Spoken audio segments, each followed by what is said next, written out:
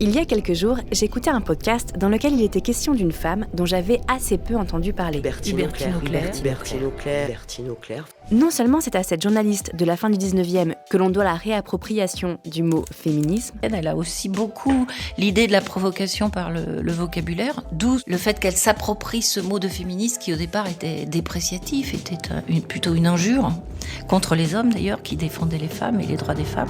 Mais elle a aussi marqué l'histoire de la désobéissance civile et du non-consentement à l'impôt. Si Henri David Thoreau est considéré comme le père de la désobéissance civile, la militante féministe française Hubertine Auclair devrait en être la mère. En écoutant ça m'a donné envie de me plonger dans son histoire.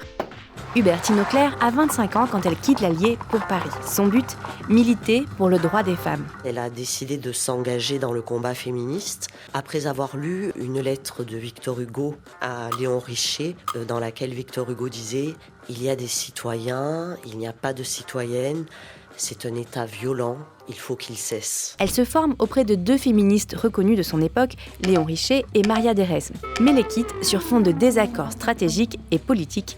Hubertine ne se contente pas de revendiquer des droits civils pour les femmes comme ses camarades, elle réclame aussi des droits politiques, comme le droit de vote. Si pour les élections je voulais essayer de voter, je suis certaine que l'on me repousserait de l'urne électorale avec cette formule « Vous ne jouissez pas de vos droits ».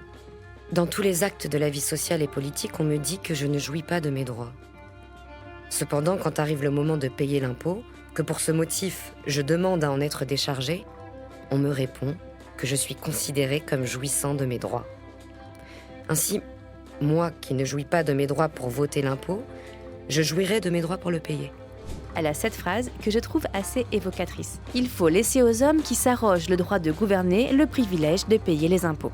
Forte de cette conviction, elle fonde son propre groupe et prône des actions de désobéissance civile. Notamment en 1904, année où on célèbre le centenaire du Code Napoléon, avec une cinquantaine de femmes, donc elle va essayer d'aller sur la place Vendôme pour mettre le feu au Code civil.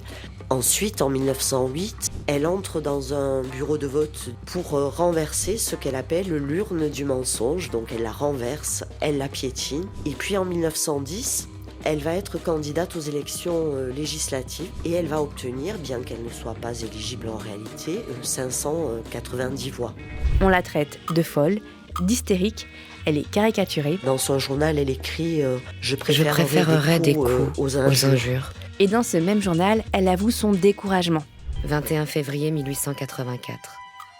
Je ne vois plus maintenant que dans le très lointain cette émancipation de la femme à laquelle j'ai consacré ma vie.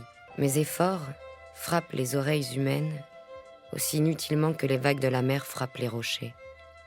Nous nous brisons inutilement. Les vagues contre les récifs, moi contre les préjugés. Elle meurt en 1914, 30 ans avant que les femmes ne puissent voter.